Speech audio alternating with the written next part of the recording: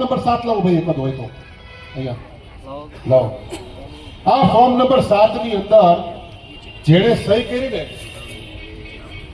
એમાં આને નીચે અહીંયા એકરારનામું લખ્યું છે. એ પોતે એમાં સહી કરે છે કે આથી હું મારી શ્રેષ્ઠ જાણકારી અન્ય માન્યતા મુજબ જાહેર કરું છું કે જો ખોટું છે તેમ જાણતો હોઉં કે માનતો હોઉં અથવા સાચું છે તેમ ન માનતો હોઉં તેવું ખોટું નિવેદન કે એકરાર કરવો તે લોક પ્રતિનિધિત્વ અધિનિયમ 1950 કલમ 31 હેઠળ 1 વર્ષ સુધી લંબાવી શકાય તેટલી મુદતની જેલ અથવા દંડ અથવા બંને શિક્ષા પાત્ર છે. એ માણસ જાણીને આમાં સહી કરે છે. અમે આ પોલીસને, આપણા એસપી સાહેબને, આપણા કલેક્ટર સાહેબને આ એમનું ફોર્મ વંચાવવા માંગીએ છીએ કે આ તમારું ફોર્મ છે, અમારું ફોર્મ નથી.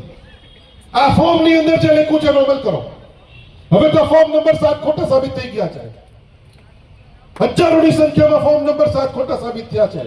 જો ફોર્મ નંબર 7 ખોટા સાબિત થયા હોય તો તમે કેટલા લોકો ઉપર એફઆઈઆર કરી, કેટલા લોકોને જેલ હવાલે કર્યા, તમે કેટલા લોકોને પકડ્યા.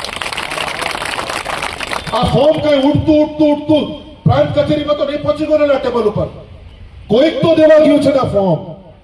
કોણ દેવા આવ્યું હતું સાહેબ તમને આ બધા ફોર્મ? ગોતો એમને ક્યાં છપાણા ફોર્મ? આ ક્યાં ટાઈપ થયા ફોર્મ? આ ટાઈપ કરવાનો હુકમ એમને કોણે આપ્યો? કોની સૂચનાથી તમે આ ફોર્મ નંબર 7 છપાવ્યા? આ બધા ષડયંત્રમાં સામેલ છે. એટલે બીએનએસ ની ધારાઓ લાગે, ફોજદારી કલમો લાગે આના ઉપર. એ બધી જ ફોજદારી કલમો આપણે આપણા આવેદન પત્રમાં લખી છે. આ બધી ફોજદારી કલમો ઉપર તમે કામ કરો.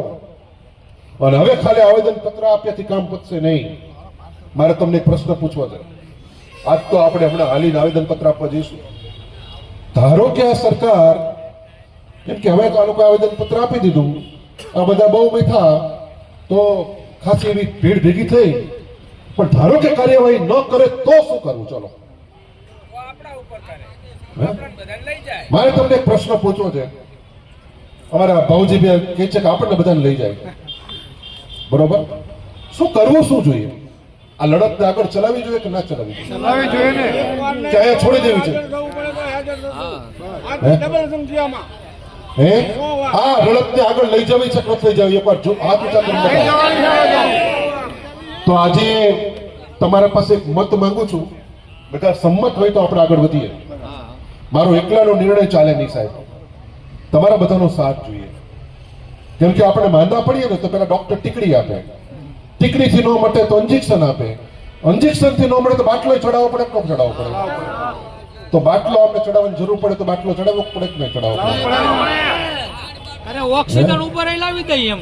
ઓક્સિજન ઉપર લાવવા પડે. છેલ્લે ઓક્સિજન, પછી વેન્ટિલેટર, ઘણું બધું આવે.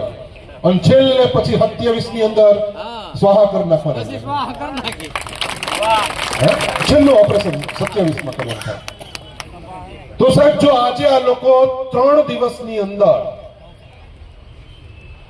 આજે થઈ 9 તારીખ, 10, 11 ને 12, 3 દિવસ આપણે એમને આપીએ કે 3 દિવસની અંદર જો આ લોકો કોઈ કાર્યવાહી ન કરે,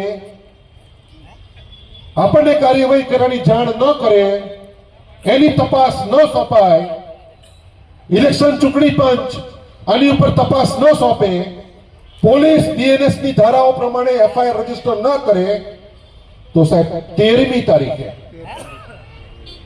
તારીખે જુમ્મા હશે, કદાચ હું માનું છું. જુમ્મા આપણો પવિત્ર દિવસ છે. શુક્રવાર આપણા હિન્દુઓ માટે સંતોષીમાનો તહેવાર કહેવાય. હિન્દુઓ અને મુસ્લિમો બધા માટે શુક્રવાર પવિત્ર દિવસ છે. અને કોઈ સારું કામ કરવું હોય તો પવિત્ર દિવસે જ કરાય. કેમ કે આપણા દેશના કલ્યાણ માટે, આ સંવિધાનની રક્ષા માટે આપણે કંઈક કરવાનું છે. એટલે ખૂબ પવિત્ર કામ કરી રહ્યા છીએ આપણે. ભાવ રાખજો દિલમાં. 13મી તારીખે આપણે સાહેબ આ સુરેન્દ્રનગરના પૈડા ચક્કા જામ કરી દેશું. સુરેન્દ્રનગર જિલ્લાની હદની અંદર કોઈ વાહનને પ્રવેશવા નહીં દઈએ. જે હાઈવે આવે છે, જે તમારું ગામ આવે, જ્યાં તમારો મહોલ્લો આવે, તમારી સોસાયટી આવે, તમારું ગામ આવે, એની બહાર તમારે ડટી જવું પડે અને વાહનો બંધ કરી દેવા પડે. તમારે રસ્તા ચક્કા જામ કરવા પડે. આમને એક સિગ્નલ આપવું પડે કે આ બાટલો ચડાવીએ છીએ, એનાથી આગળ પણ જઈશું અમે. અહીંથી અટકશું નહીં. તો તમને બધાને મારે પૂછવું છે કે ખાલી આપણે એલાન આપી લઈશું કે કરી બતાવશું? પણ આ અઘરું કામ છે સાહેબ, સહેલું નથી. બોલવું જેટલું સહેલું નથી. અમને બધાને મોટા મોટા નેતાઓ તો રાત્રે જ ઉપાડી દેશે. મારા ઘરે કાલથી પોલીસ બેસી ગઈ હતી. બોલા આઈબી ના માણસો આમથી આમ, પોલીસથી આમ નાટા મારા મોટરસાઇકલ લઈને. ગમે એમ કરીને નૌશાદભાઈનો રોકી રાખો, કંઈક ટાઈમ બગાડીએ, એ સભા પૂરી થઈ જાય ત્યાં સુધી રોકી રાખીએ. આ બધા ષડયંત્રો કરવા દેવાના, એમનું કામ છે. પણ જ્યારે આ એલાન થોડુંક વધારે પડતું છે અને એની અંદર તો ભોગ આપવાનો થાય સાહેબ, બલિદાન આપવાનું થાય. રસ્તા ઉપર પોલીસ આપણને ઉપાડી જાય, આપણને ડિટેન કરે, જેલમાં પૂરે, પછી આમ પોલીસ જોવે, જીપ જોવે ને આપણી આમ થવા માંડે અને આમ છાયામાં હંતાવા માંડીએ, તો રહેવા દેજો. આપણે કઈ ઉતાવળ નથી કરવી, સમજીને જ હા પાડજો. ખાલી બને રાજી કરવાની, આપણે જે કરી શકીએ જ કરવાનું સાહેબ, ના કરી શકીએ નહીં કરવાનું. દિલથી તમને લાગતું હોય કે ના હજી આગળ વધવું જોઈએ, આજે આપણા ગ્યાસુદ્દીનભાઈ, આપણા ઇમરાન ખેડાવેલા, આપણા અમીબેન યાજ્ઞિક, આ બધા જ વિદ્વાનોની એક ટીમ એ સુપ્રીમ કોર્ટમાં જવાની બધી જ તૈયારી પૂરી કરી લીધી છે અને એ લોકો આજકાલની અંદર સુપ્રીમ કોર્ટમાં પિટિશન દાખલ થઈ જવાની છે. એ રસ્તો આપણો ચાલુ છે, એ રસ્તે આપણું કામ ચાલુ છે. પણ રોડ ઉપર પણ અમને જવાબ આપવો પડે સાહેબ, જમીન ઉપર પણ અમને જવાબ આપવો પડે. તો આપણે રસ્તાઓ બંધ કરી શકીએ કે ના કરી શકીએ? હે પોલીસ આવીને દંડા મારશે શું કરશો? હે ઓલા ફુવારા મારશે પાણીના શું કરશો? હે કે ભાગી જશું મેદાન છોડીને? આ મત અધિકાર હાટું આપણા વડવાઓએ ગોળી ખાધી, આપણે દંડા નહીં ખાઈ. જ્યાં જ્યાં આપણું ગામ આવે, આપણા ગામની નજીકનો જે હાઈવે હોય એ હાઈવે ને 13 તારીખે બંધ કરી દેવાનો થાય. ચાહે પોલીસને સરકારને જે કરવું હોય કરે.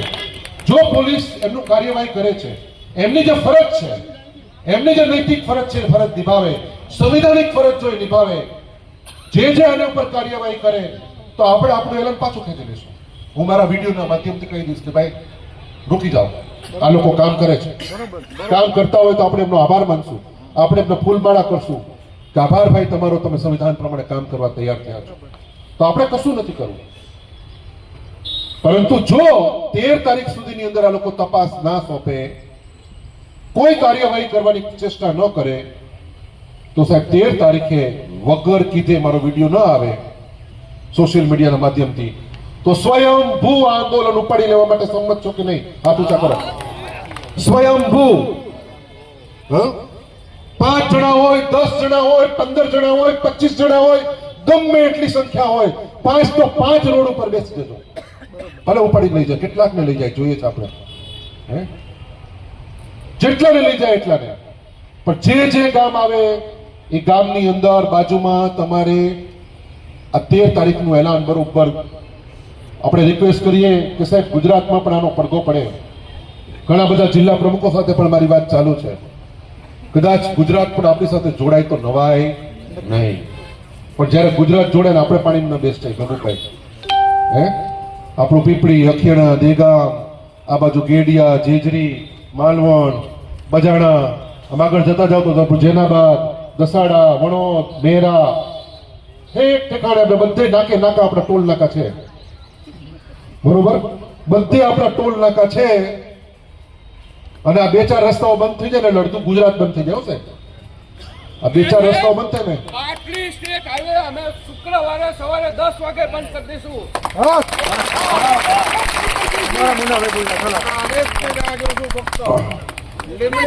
ગમે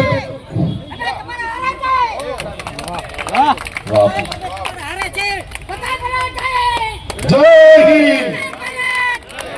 નૌશાદભાઈ તું આગે बढ़ो, हम तुम्हारे साथ हैं, નૌશાદભાઈ તું આગે बढ़ो, हम तुम्हारे साथ हैं।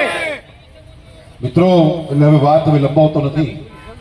આપણે આજે જે વાત પર જે મુકરર થયા છે એ વાત ઉપર આપણે આગળ વધશું. અને અમારા સાથી પ્રવક્તા આપણા મિત્ર ઋત્વિકભાઈને સાંભળી અને અહીંથી આપણે ચાલવાનું પ્રસ્થાન કરશું બધા સાથે, બરોબર? કોઈ આગા પાછા થશું નહીં. પાણીની તરસ લાગે, 4ની લાઈનમાં, 5ની લાઈનમાં, પણ જૂથમાં બધા ચાલ્યા, આગા પાછા નહીં, સાયા નહીં. જ્યારે લડવા જ આવ્યા છો તો આજે લડી લેવાનું છે અને તમને બધાના હાથમાં રાષ્ટ્રધ્વજ આપવામાં આવશે.